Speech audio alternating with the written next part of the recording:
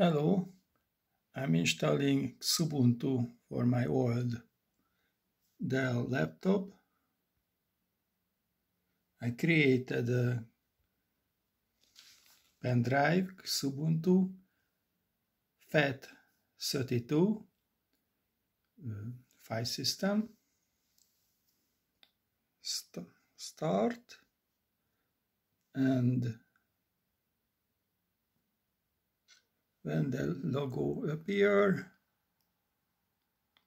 press F12. OK, and the USB boot is appear, not legacy boot, UF boot, and press enter.